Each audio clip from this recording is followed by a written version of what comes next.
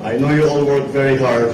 We all wish we had better results, but we live to fight another day. We are going to continue to work hard now and put as I said, politics aside. Consider it a distraction for now.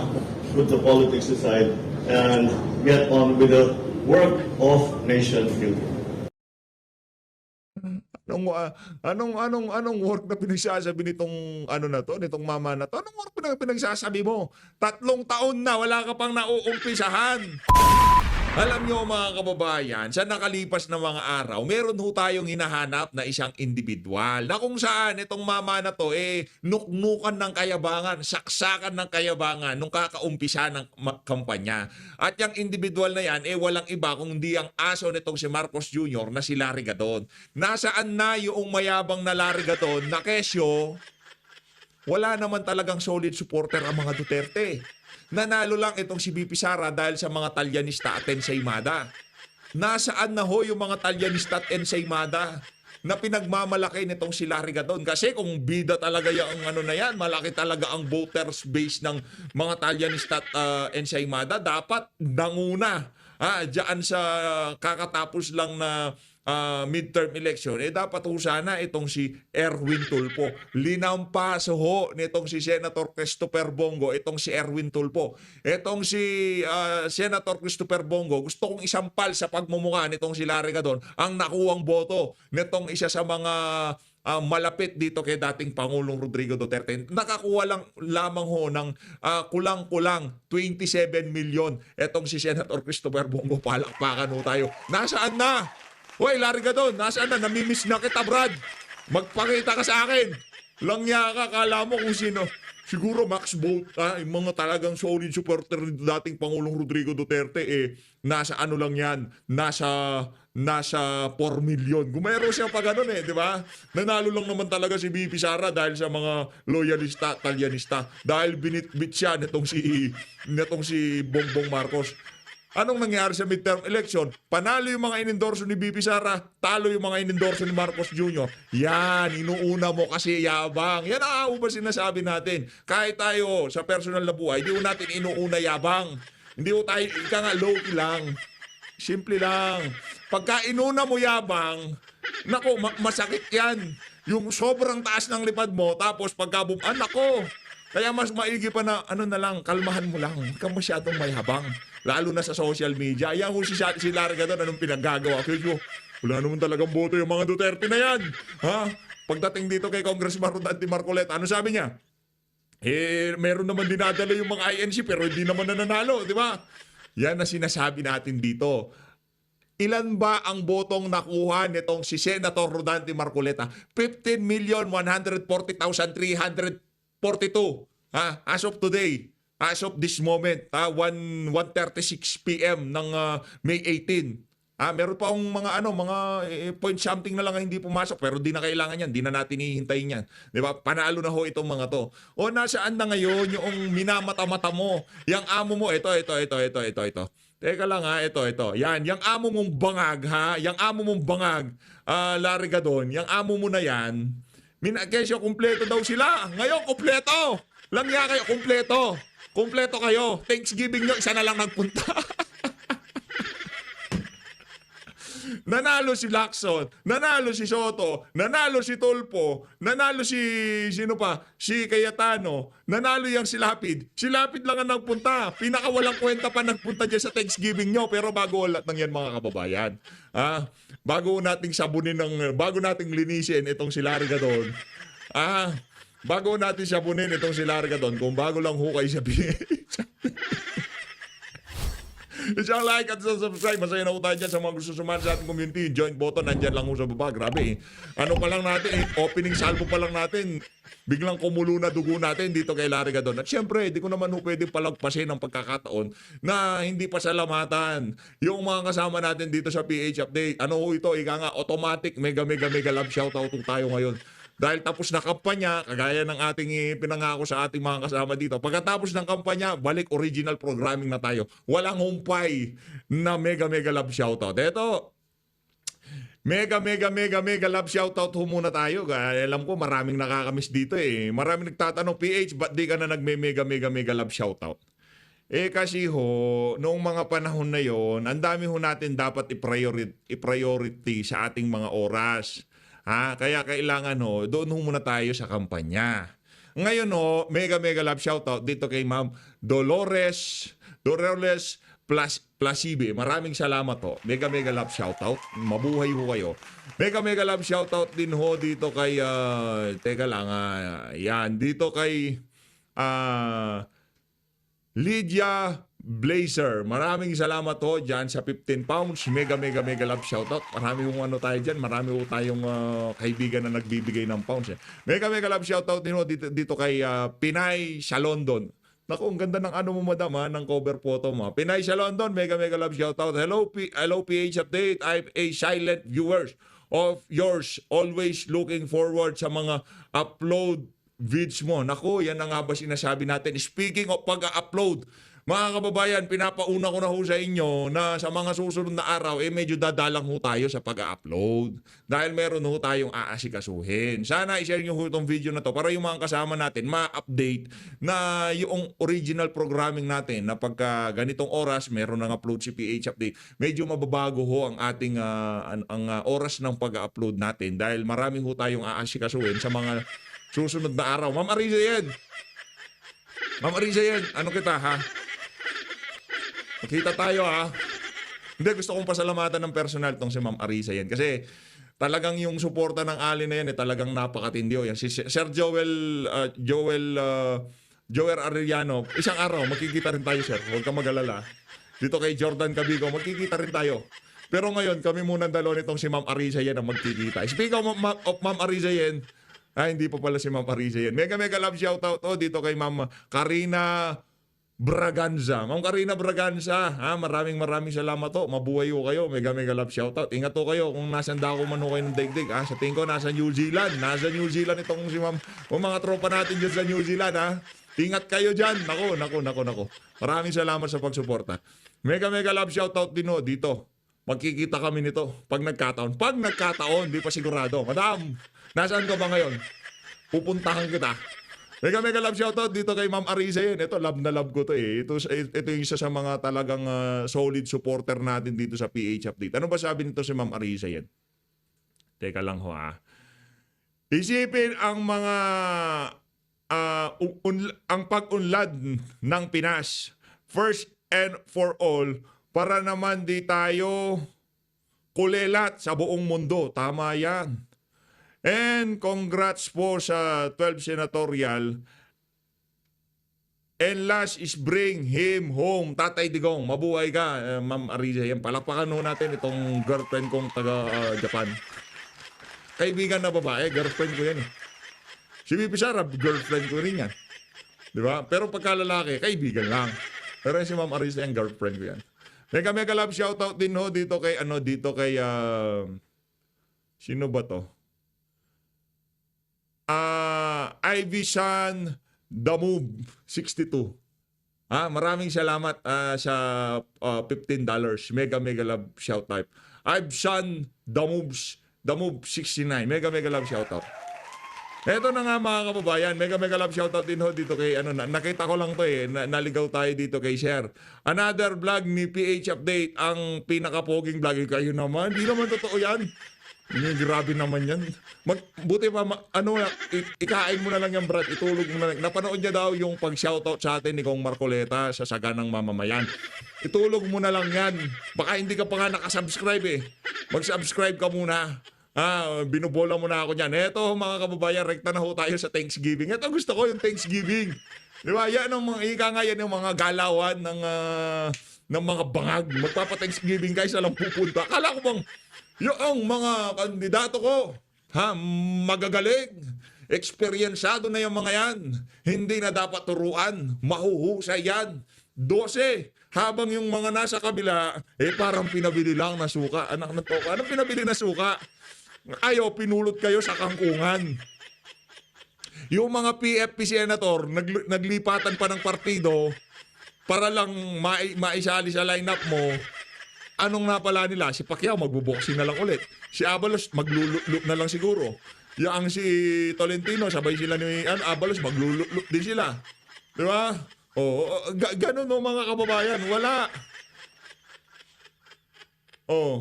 Wala ko silang napala. Wasak ang mga taga-alyansa. Pakinggan natin ang mga talumpati nitong si Marcos Jr. Andito na tayo para magpasalamat sa inyong lahat. Alam ko naman na Brad, huwag kang magpasalamat. Wala kang ipagpapasalamat. Ang dapat isibakin mo yung mga dapat sibakin, tanggalin mo yung mga dapat tanggalin. Ganyan kakainutin. Binabalawura ka na, pinapasalamatan mo pa. Kung tawagin yan, bangag sa amin. ginawa ninyo. And kung minsan hindi nakikita yung inyong trabaho, pero alam namin yan. Kami, nasanay kami dito sa ganitong klaseng trabaho, alam namin na Anong sanay? Yung mga performance mo, hindi trabaho ng sanay yan. Sanay magbangag siguro, oo. Pero sanay magtrabaho, hindi ka sanay magtrabaho. Wala kang trabaho sa buong buhay mo eh. Congressman, yung tipong talagang paglilingkod sa taong, naku, wala. Inutil ka, Brad. natin ang inyong ginagawa.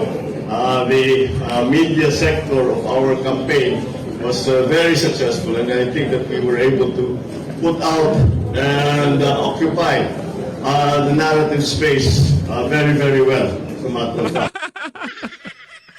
Na-occupy daw nila. O hindi naman totoo yung sinasabi. Tingnan mo, nagbabangga yung sinasabi nito ni Toby Tiangco na kung saan walang alam si ganito. Anong narrative? Na-occupy nyo yung narrative sa digital space. Bangag! Anong na-occupy nyo? Wala pang nakakaagaw sa amin dito sa digital space. Ang digital space para pa rin sa mga Duterte at nakakapasok na yung mga dilawan. Kayo, itsipwera kayo. Tingnan nyo, binanggit ko mga dilawan kasi talagang napapasok nila yung digital space. Pero kayo, mga itsipwera kayo. Mga inutil kayo. Wala naman talaga kayong wala kayong napala dito sa eleksyon na to. Buti pa mga dilawan. Masasabi kong nanalo sila kasi Bamakino, Kiko Pangilinan, palalo. Joke no, Leila Dirima, pabalik yung mga dilawan. Pero ngayon pa lang, lumalabas pa lang ang ulo nitong mga ahas na to. Puputulin na natin, hindi na natin pahahabain. Okay, pagkapanalo niya, dahil credit grabber siya, ngayon bahon siya sa kahihiyan na yung pre-tertiary education. Huwag kayong magalit kung taga-suporta kayo ni Bam. We're just stating the facts. Diba? Na siya credit grabber. Na siya hindi naman talaga siya ang promotor dyan sa pre-tertiary education. Huwag kayong magalit. Baka magtaasan yung mga alta presyon nyo yan. Di ba? Ano lang. Ibibigay na naman namin yung credit kung karapat-dapat na ibigay yung credit. Paano kalang batas niya? Yung gusto niya pakainin ng sambayan ng Pilipino, yung mga tira-tira. Imbis na bigyan ng dignidad na makabili ng dekalidad na pagkain, yung kadangal-dangal na pagkain, ang gusto niya, yung mga sobrang-sobrang pagkain sa mga fast food. Pagpag nga ibigay sa mga mahihirap. Yun ho. Imbis na trabaho ang isipin, pagpag na lang, kain na lang kayo ng tira-tira. Ganun ho. Yan ho si Pamakino. Yan, ibibigay ko yung credit na yun sa kanya kasi sa kanya yung batas na yan. Buti na lang hindi na siya batas. Kasi malaki yung problema yan. Kunyari, papanis na. Pero dahil may batas, ipagpipilitan dahil sayang nga rin naman. Diba? Ano mangyayari? Food poisoning sa ating mga kababayang mahirap. Yun ang problema doon sa batas na yan. Ganun nga mag-isip yung mga pinklawan at mga dilawan eh. Pero ngayon, nabudol yung mga estudyante, di pa butante. Bamakino ako. Anak ng toko, kakapasok nyo pa lang sa politika, sabagay, maganda naman na merong paninindigan, meron kayong pinapaniwalaan. Dahil sooner or later, marirealize nyo na banu pala yung mga pinapaniwalaan nyo. At later on, makakasama din namin kayo. So that is what I would like to thank all of you. Kaya papasalamat ako sa inyo lahat. I know you all work very hard. We all wish we had better results, but we live to fight another day. And now it is time, I think, to put all the politics aside. It's time to put all of the issues that were raised during election and only talk about not political issues, but developmental issues, healthcare issues, education issues, agricultural issues, food supply issues, all of these things. Sana naman, ako lagi kong binibilang ang araw na natitira sa term ko at kailangan matapos natin yung mga nasimulan natin. So that's what I will ask for you to help me with in the coming 3 years. I know that you will once again, as you did before, do. Talunan. Brad, talunan ka. Anong feeling ng maging talunan? Pero kung kasama mo si BP Sara, hindi magkakahindot-hindot yung administrasyon mo na yan. Pinaniwalaan mo yung pinsan mo, ginagamit ka lang. Pinaniwalaan mo yung asawa mo, wala nang bangag din yun eh. Di ba? Mga bangag na ganyan, wala ko silang pakialam kahit masira pa sila. Basta yung tipong makaganti lang sila, makabanat lang sila. Hindi pwede yung ganun. Hindi pwede yung ganun sa politika. Sa gusto nyo, kung kayo nakaupo dyan, hahanapan namin kayo ng resulta. At later on, pagka wala kami nakitang resulta sa mga pinangako nyo, kung ano mga pinagsasabi sa mga nagdang eleksyon, kahit ano pang paninira nyo sa mga kalaban nyo, mas ma-emphasize pa rin yung mga kakulangan nyo. Yun ang sigurado doon.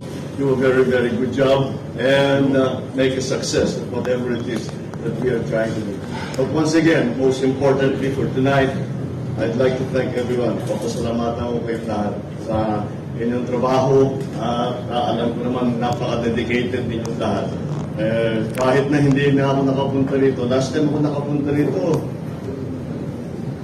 magti 3 years na. Dito sa building na ito. Pero kaya ako pinilit na makapunta rito para naman makaalam. Nung uling punta mo dyan, yung media team ng unit team, di ba? Akala nila, gagaling nila. Ina-point pa sila sa PCO. Ang huhusay ng mga walang ya. Di ba? Nasaan na yung mga Emerald Green daw? Asan na yung media team mo nung panahon ng 2022 election?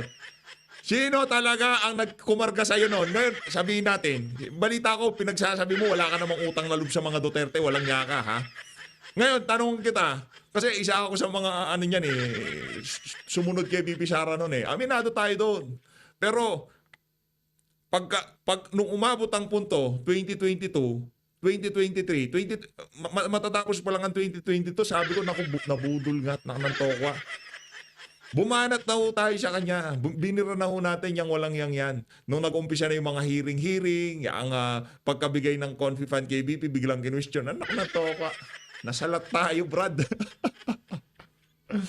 Yun na, wala magagawa natin. Ganun daw talaga buhay. Pero at least, hindi ko tayo kagaya ng ibang mga Talyanista sa Imada na alam na nilang mali, na alam nilang palpak na alam na nilang sabaw-sabaw ang pinagtatanggol nila. Ginagawa pa rin nila. Kasi, pansinin nyo, kung sino yung mga vlogger na nasa circle noong panahon ng eleksyon. Kaya masaya rin tayo na hindi tayo kinontak noong mga panahon na yun. Merong nag-a-attempt pero hindi na ho natin pinansin. Kasi tayo nun as much as possible, ayaw talaga nating magpakita. Ayaw kay Condante nga lang tayo pakita. O yung mga ilang mga kasama dyan, yung mga taga third floor yan, mga natin yan mga atit kuya natin yan Pero nung mga panahon na yon, kung di ako nagkakamali, meron tayo natanggap na email nun. Merong tayo natanggap na email, pero hindi na para sa atin na i-disclose pa yun kung ano pa man. Pero masaya ho tayo na hindi na tayo nakipag-ugnayan, hindi na tayo nag-establish ng connection dito sa mga individual na to. Kasi base sa ating nakikita, yung mga nakapaligid na sa media team, yung mga vlogger, sila din ho, yung mga palong-palo noong mga panahon na yon diyan sa headquarter ng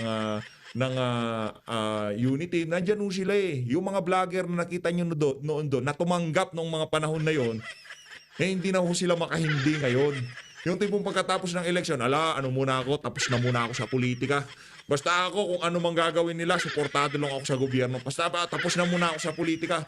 Balik na lang ako doon sa mga, yung video ko dati, yung kung ano-anong kabalbalin yung mga pinagsasabi ko sa mga video ko, di ba? Balik ko sila doon. Pero nung nagkagipitan na, nawawala na ng vlogger ang administrasyon, doon ho ako nagtaka. Biglang nagbalikan yung mga walang ya. Anak na to, laki ng offer dito sa mga to. Ngayon, kung di pa kayo nabubusog, sa pagsuporta ng mga nanonood sa inyo sa social media, di pa kayo nabubusog sa mga kagaya ng mga natin dito, mga kasama natin. Kasi hindi naman ho talaga ganun katindi ngayong sa YouTube. Minsan kasi nag-yellow icon yan. Pagka medyo meron kang nasabing sablay, merong nagsalitang sablay, medyo mag-yellow na yan Ngayon, buti na lang nandyan yung mga kasama natin. Pero again, hindi require. Hindi ito para kung nagpaparinig na sa magpakula. Hindi. Wag niyo kayo. Ipunin nyo yan, ipadala nyo sa mga mahal nyo sa buhay sa Pilipinas. Hindi ho. Pero kung talagang gusto nyo, ano ba naman magagawa ko? Cellphone nyo yan, computer nyo yan, para pindot-pindot dyan, di ba? Kaya nga mega love shoutout ko. Kasi alam ko yung pagpapakulay, kasi yung mga ibang vlogger, pinapakulayan din ho natin. Kasi gusto natin magpakita ng suporta sa kanila. No? Pinapakulayan ho natin. Yung mga nagla-live, yung mga nagla-live, pinapakulayan ho natin. Ayun po, kung gusto nyo, wala naman ho talagang problema. Anong point ko dito? Lahat ng mga nakapaligid na vlogger nung panahon ng eleksyon, na sigurado tayo nakatanggap, hindi ho nabago yung composition na yon. Ngayon, yung mga vlogger na yon, talagang suportado si VP noong mga panahon na yon. Pinapakinggan sila ng mga yung mga taga-suporta ni dating Pangulong Rodrigo Duterte. Bakit ngayon? Nasaan na yung mga views nyo? Naknanto ko, di naman sa pagmamayabang. Wag na yung sa akin, tingnan nyo na lang yung ibang mga DDS vlogger. Wag na yung sa akin. Sa akin, ano lang naman ako dakilang kusisero lang naman ako sa social media. Di naman ako kasing galing ng mga yan. Ang huhusan niya, mga idolo nga yan di ba? Mga iniidolo, real talk. Iniidolo ho natin yan. Yan si Sir Tio Moreno, yung Third Floor Studio, mga banat. Iniidolo ho natin, mahuhusay ho talaga sila. Magagaling ho talaga. Sabi ko sa'yo, wala pa ako sa nila, yung tipong, yung dumi sa daliri ba? Ganun ho kagagaling. Walang effects kasi totoo naman. Magagaling ho yung mga yan. At merong prinsipyo at paninindigan. Hindi ho sila yung kagaya ng mga Talyanista at sa Imada na dahil nakatanggap na, dapat dire-diretso na. Nakatanggap na Ano ba, baka vulgar yung mga natanggap nyo ng administrasyon, di ba? Yari kayo. Makakala ninyo, hindi kinikilala ang inyong ginawa. You have to understand Kilalanin mo umaga, tanghali, hapon, gabi. Kilalanin mo. that we know very well. Pagka meron kaming nakikita in media, pagka meron kaming yung ating narrative, ang ating istorya, ang ating panindigan, alam namin that you're clearly working and doing your job. And that is what we saw in this last political cycle. So let's keep it up. Let's keep it up. Let's let people know what we're doing. Let's let people know that we are going to continue to work hard now and put as I said, politics aside. Consider it a distraction for now. Put the politics aside and get on with the work of nation building.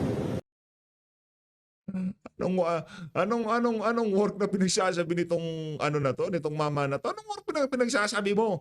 3 taon na wala ka pang nauumpisahan. Maliban sa pangbira sa mga Duterte, pagpapadala kay Tatay Digong, yun ang iyong bababa ka sa kasaysayan bilang isang presidente na pinagtaksila ng kapwa niya Pilipino. Di ba? Kung yung ibang mga bansa pinoprotektahan nila yung mga kababayan nila. Ito ang presidente na pinagkaluno ang sarili niyang laman, sarili niyang kababayan. Tayo dito mga kababayan, kahit dilawan pa yan, pagka ginawa yung ginawa kay dating Pangulong Rodrigo Duterte, magsasalita tayo. Halimbawa, ginawa yan kay Leila de Lima, magsasalita tayo. Teka lang ha, okay, kung gusto nyong panagutin, meron tayong dito, meron tayong gumaganang hukuman dito. Bakit hindi na lang dito? Yun ang ating mga argumento na hindi pa rin masagot ng kung sino mang nasa pamahalaan ngayong mga panahon na to, kasi sinunod daw nilang batas. Hindi! Sinunod nyo yung naratibo, yung gustong mangyari ng mga congressman at mga nasa Malacanang. Yun ang sinunod nyo. Anak ng toko, yung sinunod na batas. Batas. Sundin natin ang batas. Ano ba ang batas? Batas. Sinasabi ng batas na yung mga nakaw na yaman ng Marcos Sr. dapat bawiin. Sundin ang batas. Na yung property sa Paway, Ilocos Norte kailangan bawiin ng pamahalaan. Sabi ng batas ill-gotten wealth. Sundin ang batas. Yun. 'Di ba? Anong batas? Dapat habulin ang mga nagbebenta ng ipinagbabawal na droga. Ngayon kasi napakalaganap. Sundin ang batas. Pagka convenient sa inyo sundin ang batas, sinusunod nyo. Para pagka hindi convenient dahil bangag ang presidente, ayaw nyo sundin ang batas. Mga langya kayo. Eto mga kababayan. Dito tayo dito tayo kay Supremo. Sa lahat ng senador na ewan ko ba bakit. Ito sinasabi natin, Hindi pa handa ang Pilipinas sa tunay na pagbabago. Habang merong nanalong Lito Lapid, yan o, ang gagawin yan, mananahimik lang yan sa loob ng 6 na taon. Bakit? Hindi ko siya marunong magsalita, hindi ko siya marunong magpagdebate, hindi ko siya marunong... Kung pinagpapaaral yung mga bagong pasok na senador, dapat unahin to. Tumanda na lang sa Senado, wala pa rin alam. Panoorin nyo yung mga debate sa mga nakalipas na panahon. Merong didepensa kasi sa ayaw sa gusto mo, mapupunta at mapupunta sa iyo yung yung pagkakataon na idepensa yung iyong panukala. Tatanungin ka ng mga kapwa senador mo. Anong nangyari diyan? Tiklop po yan pagka ganun ang usapan. Kaya nananahimik siya, wala nang sponsorship, pero wala na rin dipensahan sa plenaryo. Yaan ho si Lito Lapid. Sinasabi ko naman sa inyo, pagka panalo niyan, mag-vanish na lang yan in thin air, nga, wala na, hindi na natin makikita yan. 6 na taon, magpapakita na lang yan sa susunod na sa susunod na eleksyon. Night na ulit Senator. Yun lang at maraming salamat po sa todo. Mabuhay po kayo lahat. Yun na yun, anak ng toko, ang tagal kong tinignan yung video mo, ito lang pala sasabihin mo. Yun lang at maraming salamat po sa todo. Nang toko, pati Thanksgiving ba naman, ayaw mong magsalita? Walang iya ka, oo. Thanksgiving na lang. Maraming salamat lang sasabihin mo. Ikaw talaga. Eto, punta ho tayo sa mga idolo natin. Punta ho tayo dito sa mga ini-idolo natin, dito sa third floor studio, dito kay Madam Pamela, dito kay Sir Marlon. No? Yan talaga mga idolo, yan talaga ang malupit sumalansan ng mga issue. Tayo, ano lang nga naman tayo, si Zero. Kung naghanap kayo ng mahusay, nandyan ho sila. Maliban doon sa mga nabanggit natin kanina, ano lang yung mga yan. Kumbaga, hindi sila magagaling, pero hindi ho sila kasing galing nitong, ito kasi mga veterano. Ito veterano to, itong si Sir Marlon Pagdating sa larangan ng pagbabalita, isa ho ito sa mga masasabi nating mahusay ho. May prinsipyo, may paninindigan. Ganon din itong ali na to, magaling ho itong alin na to. Mahusay. Tuloy natin. Scammer, sa mga scammer. Manhid na sa kanila yun. Kung sabihin nyo sa akin, Are you saying kumita he's naman a ako ng scammer? bilyon-bilyon. Kumita naman ako ng trilyon-trilyon. Saan ka dadalhin Sa ng mga pera mo, scammer, Marlon? I hope hindi scammer ang isang George Garcia. Diba? Yun yung, kung manhid. So, baliwala na sa kanya yun. Naman, tumakits na ako belat nyo. Ganun lang naman yun. Marlon, we have to remember, saan ba dinala ng kapalaran ang isang Bautista, Andy Bautista? No? Di ba? Nawawala yun. Nasaan siya ngayon? Nawawala yun. Di ba iniwan or tinakwil ng asawa na maaring ng pamilya? Asawa pa nagbunyag kung ilan limpak-limpak na salapi. Tapos ang catch dito, ang galing-galing ng Interpol, International Police, di ba? Na masyadong lang pinanggigilan ng PRRD dahil may nanguudyok, may nagbamando sa kanila. Asan ngayon, ano ginagawa ngayon ng Interpol para mahanap naman ng isang Andy Bautista? Di ba? Oo nga. Diba? Tapos, ngayon, Marlon, ang pinalulutang na lang nila, related na lang din dyan sa mga Interpol or ICC na yan, no, Marlon? Ang pinantatapal naman nila ng mga issues nila ngayon ng pagiging olats nila or talo, yung pagpapadakip kay spokesperson Harry Roque na idadaan di umano through Interpol yung kanyang pagpapauwi dito dahil siya na nga ay formally kinasuhan ng RTC sa Pampanga ba?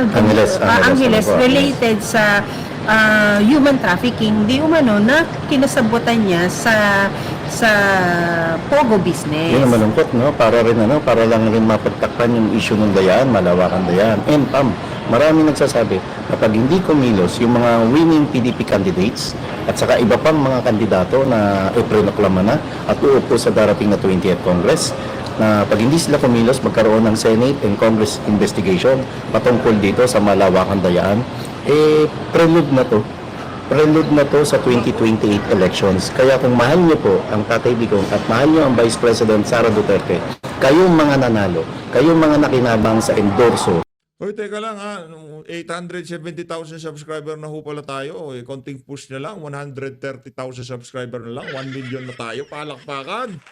Ibang klase naman yan, no? Konti na lang ho pala, no? Hindi ko na malaya, parang 830 pa lang tayo kumakailan ngayon. 870 na ho tayo. Maraming salamat to ha. Mega love shout. Ni PRRD sa endorso ni VP Sara Duterte, particular sa mga senador at sa mga congressman, pangunahan nyo ang magkaroon ng Senate and Congress investigation in aid of legislation para hindi na po mangyari ang ganitong klaseng dayaan sa darating na 2028 presidential and vice presidential race. Alam mo kung kanino lang ako confident na merong kikilos sa mga nanalong PDP senators, Marlon? Kay Senator Marcoleta at saka kay Senator Bato. Actually, confident naman ako sa kanila. Sa ako din sa dalawa. In fairness confident naman ako sa sa lahat ng PDP. Kasi kailangan nating ikonsidera yung sitwasyon ng pamahalaan at yung mga nangyaring problema dito sa nagdaang eleksyon. Sa tingin naman ho natin, lahat ng mga dyan, pero kay IB, hindi tayo dyan. Wala kwenta yan. Siya nga may hawak ng Committee on Electoral Reforms na napakahabang panahon walang nagawa yan. Kumpiyansa lang ho tayo kaya sa mga totoong PDP senator. Sila lang talaga. Bongo, Bato, Marcoleta, yan talaga, naniniwala tayo na kahit sana aksyonan nila at mapag-usapan niya ang mga kabalbalan na nangyayari na yan dyan sa Commission on Election. Confident ako sa kanila. Nire-remind lang natin sila. Lalo sa House, isipin mo, Duterte yun. Tapos ang PPP. Diba? And si Congressman Bong Suntay, congratulations. Uy, congratulations pala. Ang kaibigan nating si Sir Harold Duterte, Congressman Harold, Congressman si Congressman Brian, konti na lang. Malapit na next. 3 taon na lang yan. Kong Harold, and congratulations din sa isang,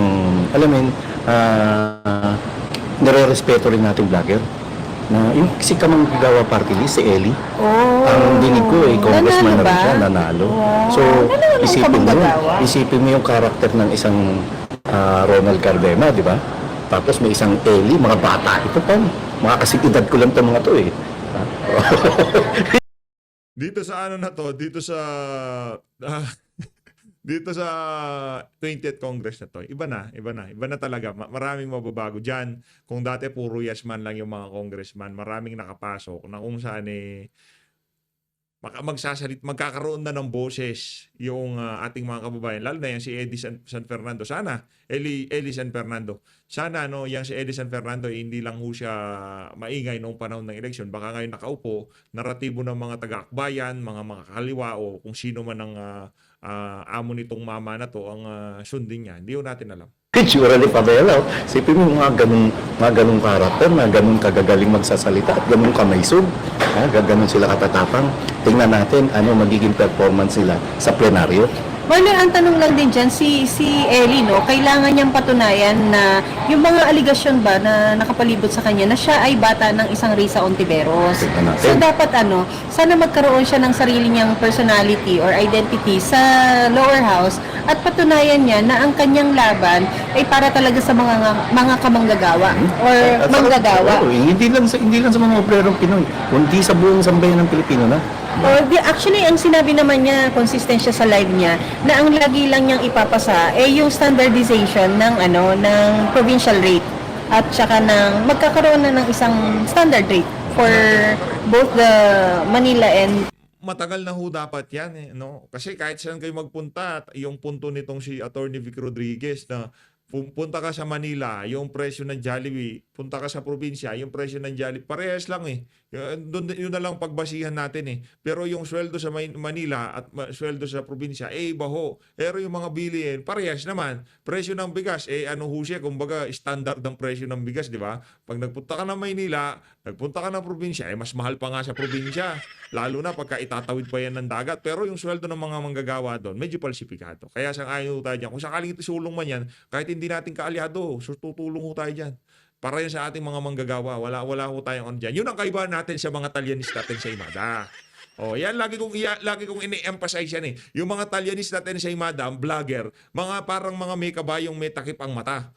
Ang nakikita lang nila si Tambaluslos at si Marcos Jr. Yun lang ang focus nila. Kahit na maganda yung panukala o babanatan nila. At kung naipasa yan, na isa batas yan, talagang trumabaho si Eli San Fernando at inagaw yan itong si Bam Aquino, makikipag-away tayo. Hindi natin kaaway, hindi natin kakampi yan si Eli San Fernando, pero sasabihin natin na yaang si Bam Aquino ay credit grabber. Halimbawa, nagkaroon ng pantay-pantay na sweldo, ika nga wala ng provincial o city rate, wala nang ganon. Parepat pantay-pantay na. Ngayon biglang pumasok sa eksena itong si Bam Aquino.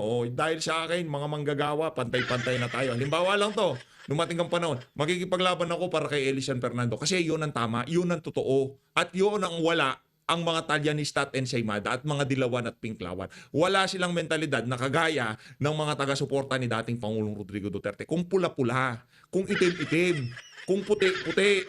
Hindi naman sa kanya ipagpipilitan para lang manalo sa kampanya. Yun ang atin dito. Provinces na mga manggagawa. Para kay Congressman-elect Eli, no? Pwede na, no? Naproklama na ba si Hindi pa, next Mr. week pa Eli? sila. Next week pa ang mga party Di list. Congressman in waiting.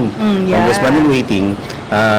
Boss, Manager Amo, umaasa po tayo na yung BICAM, malibantayan nyo yung budget. Lahat na lang yun eh. Boss, manager, amo. Lahat na yun eh. Uy, boss, manager, amo. Ito si Sir Malo. Boss, manager, amo. Bantayan nyo yung budget. At tulad ng sinabi ni Ping Lacson, sabi sa'yo sumundo. Ano yan? Talaga, ako idolo ko yan, si Sir Marlon.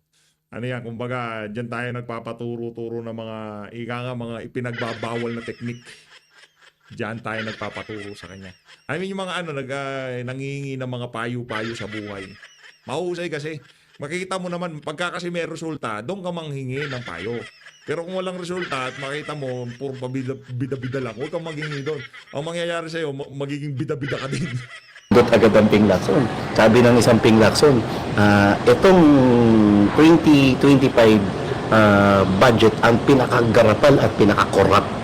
Sige, wait lang ha. Since napag-usapan na natin yung budget na yan, Marlon. Martin Romualdez is really trying his hardest, no, to stay in power, to keep the speakership for the 20th Congress. And I believe ito ay nagkakaroon na ng kanyang loyalty check.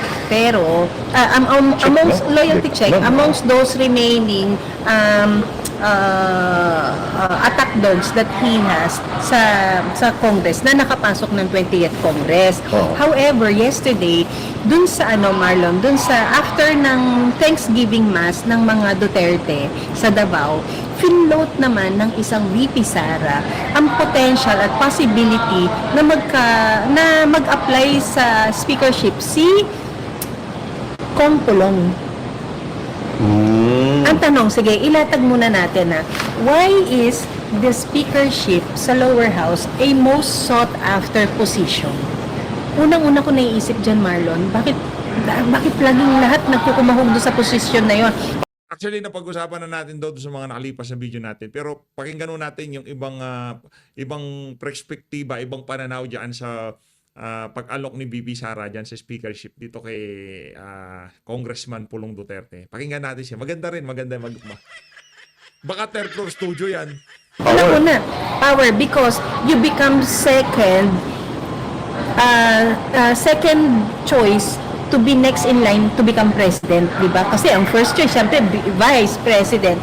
And then if the vice president also doesn't make it, either Senate president or the House Speaker, di ba? O maunang House Speaker sa Senate President. Senate President. Kasi sila yung upper house, di ba? Upper house, siya muna. But then, of course, very right ka sa power. Nandiyan din yung control because if you take control of the lower house and the lower house has the power of the purse na sinasabi natin, you now have access sa kaban ng bayan. Kaya maraming tao na pagdating sa ilusyon ng pera, Marlon, naghahangad ng ganyang matataas na posisyon. Pero imagine, Marlon, a lower house with a speaker like Kong Pulong Duterte, next to that position, sino yung appropriation mo? Sino yung treasurer mo? Sino yung, ano yung Tagalog ng treasurer? Ingat Waldas. Ay, ingat yan. Ingat yan. Bastos talaga to. Ingat, Waldas. Treasurer, ingat, Waldas. O yung mga treasurer nyo sa mga bahay nyo, yung mga ingat. Ingat yaman, ingat yaman. So, sino yung magiging ingat yaman mo? Alam mo, Pam, ito ang latest na chismis. Kasi di ba bago na... Chismis? Oh, actually, Sana ito may yung katotohanan. ito yung umuugong na kwentuhan. Di ba? Sige. And wag natin kalimutan, Pam, tayo unang nag-expose ng yung... Minsan, di nandiyan tayo umano, napapahamak sa tayo yung tinatawag- nauna eh. na tinatawag ng isang Miho, ng isang Stella Kimbo. Ang isang Stella Kimbo, ang Office of the Solicitor General. Sa araw nga, akit tayo sa live nito mga iniidolo natin na to. Makipagkwentuhan lang tayo. Malupit po kasi mag-live tong mga to eh. Kung ano lang to, kung info-focus lang nila channel nitong mga to. Baka nalampasan na ho yung subscriber natin ng mga yan. Sa totoo lang. Baka nasa 1 million subscriber na ho yung dalawa na yan.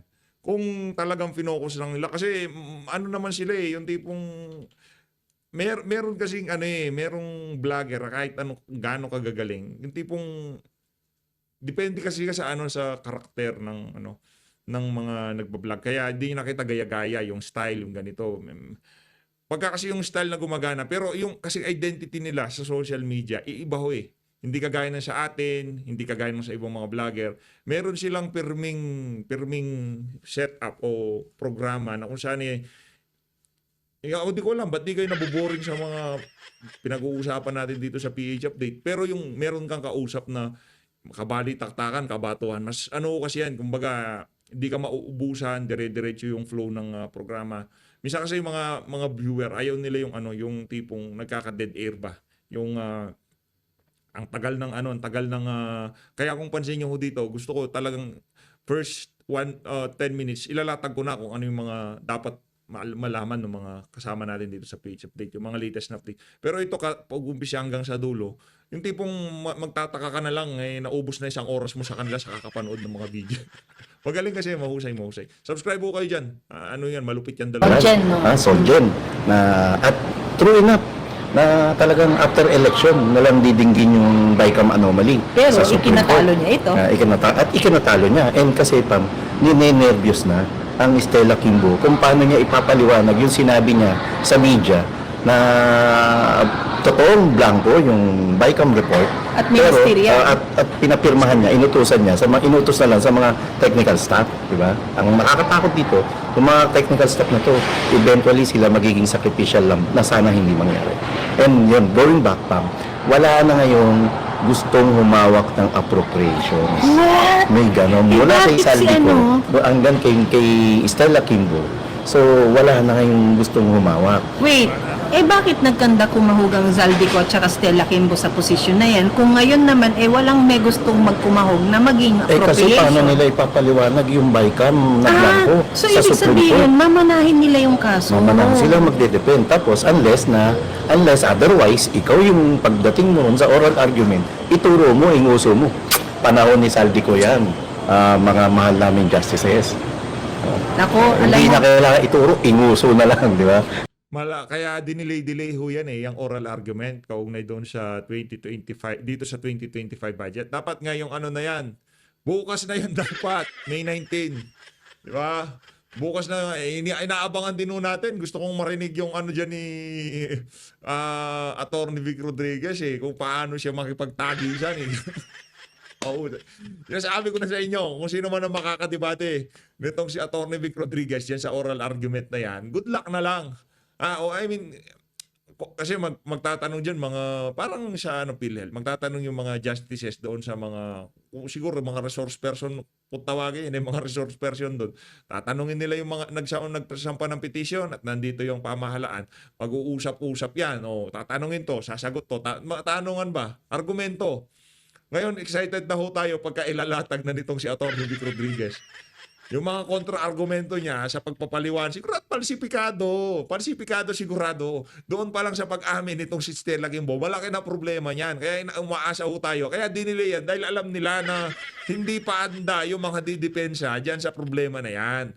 Dyan sa 2025 BICAM scandal. Hindi pa ho talaga ready ang mga yan. At kailanman hindi magiging ready yung mga kontra-argumento nila sa mga nagsampa ng petition dyan sa Korte Suprema. Dito kay Congressman Ungab at dito kay Atty. Vic Rodriguez. Malabo. Maniwala ho kayo sa akin mga kababayan. Wala silang lusot. Wala kayong Wala kayong, ika nga, wala kayong katuwiran dito sa isa na to. Wala kayong katuwiran. Doon pa lang sa pag-amin na kesyo ministerial na lang ang paglalagay ng pagpipill up ng mga kulang-kulang na blanco-blanco dyan. Malinaw yun. Kahit tuldok, kudlit, numero o kung ano man yung papalitan dyan, ipadaan dyan sa plenaryo. Kung grammar o spelling, pwede yan, walang problema. Pero pagka figure na ho pinag-uusapan dyan, naku, numero, 00, ay naku, malaki problema dyan. Ipaalam nyo muna dyan sa plenaryo para kung ano man yan, mapag-aralan ng mga kongresista. Yan ang dahilan kung bakit meron tayong plenaryo. Merong pag-uusapan yan sa plenaryo. Hindi yung tipong kayo-kayo na lang nag-uusap. Kaya kumpiyansa ho tayo na maano yan, magiging sabaw-sabaw na. Yun yung ano. Marlon, ang isa sa mga petitioner ng GAA BICAM anomaly ay si Congressman Sid Umang. Na maalam. At yan mga yun sa galing, sa talino, sa pamamalakad ng Appropriations Committee. Isa ang Congressman Sid Ungab ang tinitingala dyan na mga nakalipas na Congress sa Dahil House of 2 terms Representatives. siyang naging. 2 term. At saka siya ang naging ama ng syntax law. At yun sa syntax law na yun, ilang dekada, ilang presidente ng Pilipinas, ilang Senate President, House of Representatives ang nagpatalo sa mga lobbies ng mga multinational companies. Ang number ni Kong Dungab matawagan at sabihin kung akin na yung CV niya. Oo, ayun, Dapat diba? ito ang maging ano eh. Dapat ibalik siya ng appropriations. Pam, ang naririnig ko, para mabawasan kahit konti yung anomalya ngayon sa administration. Wait lang. When you say ibalik siya, Kasi dati na siya hawak it should come as... sa House Wait. Speaker. Kung may speaker ka, dapat yung speaker, alay niya kung sino yung ingat yaman niya. If it becomes kung Pulong Duterte, it should be automatic yun. na si Kong Sid Wala nang Umang. salita yun. Pag si Oo. Speaker Pulong Duterte na, ang Speaker of the House, tiyak yun. Si Kong Sid Ungab na ang magiging chairman ng appropriations. So, ibig sabihin niyan, kung si Kong Sid Ungab na yan at inaarayan niya, ang una siyang kumanta tungkol dyan sa mga blanco ng sa paggaay. Ang balita ko, ready na yung presentation ng isang congressman. Yun nga ang sinasabi ko. I-emphasize natin yun na kapag siya ang naupo dyan, babantayan niya talaga, gagwardya niya talaga yung pagkikreate ng budget na yan para upper house may issue tayo. Tama, Pam. Bukod sa pagbantay na gagawin ni Congressman Sid Ungab, babalikan niya pa yung mga nakaraang budget kung paano nakalusot ang BICAM na blanco. So, pero Marlon, this is bad news for the administration. Oh, yari sila. Lagot kayo pag nakabalik ang isang Congressman Sid Ungab bilang chairman ng Committee on Appropriations. Pag nag-upo ka ng matino, yari na lahat ng mga dyan. Paano? Mga walang tinut mga to, di ba? Mga walang bait na yung iba dyan, Marlon. Pero Marlon, sige, sabihin na natin, na-establish na natin yan. Very, very ideal na isang Duterte ang maging speaker, House Speaker, at isang Sid Ungab ang maging appropriations chair. May problema tayo sa Senado. Now, Marlon, who becomes Senate President? At sa Senate President, ang counterpart niyan ay yung House Speaker, di ba? Sino naman ang ingat yaman ngayon ng Senate? Ang ingat waldas ngayon ng Senado. Ngayon. Senador Crispo. Oy. Dahil magbabago ang composition ng 20th Congress. Oh. So, Tsaka maugong graduate din. na si Madam. Hindi pa. Hindi Graduate pa na ba? ba? Graduate. Graduate na. Pero papaliwanagin siya sa papaliwanagin siya sa Supreme Court. Pinapatawag, hindi porke hindi ka na senador at hindi ka na congressman, ligtas ka na. Hindi ka na pwedeng pumunta sa Hindi, Supreme Court. Hindi, Nasa na lang to, kapasyahan ng Supreme Court kung paano sila magiging sincero at totoo. You're bilang mga still held justices. liable. Pati yung si Grace po meron siya pananagutan diyan sa BICAM. Hindi lang ang lower house, hindi lang What you think? lahat ng humipo, tumingin at nakita nilang hindi sila nagsalita diyan sa mga problema diyan sa BICAM na yan. Meron tayong problema diyan. Meron kayong meron kayong pananagutan, yung mga pumirma, yung kung sino man. Huwag nyo sabihin na ano lang kami, yun lang harapan pinirma namin, mga Ano naman, ngayon, Pam, yung tanong mo, sino magiging kahit nga doon sa pagpirma ng simpleng kontrata, lahat yan, lalagyan mo ng initial mo Tapos sasabihin mo, harap lang pipirmahan nyo. Ganun na lang ba pagka budget pinag-uusapan? counterpart? Yung Finance Committee. At Pam, alam ko marami na naman magtataasan ng kilay rito. Isa po sa may pinakamagandang naging record sa inabot ko sa inabot ko to. Base to sa inabot ko bilang matagal-tagal din. Veteranong media. Hindi naman matagal-tagal lang ako nag-cover ng Senado. Si Senator Ayun na nga mga kababayan, dito na ho natatapusin ang ating reaction video. Maraming salamat sa pag-support sa Page Update. Mag-ingat ho kayong lahat. Mahalin natin ang Pilipinas.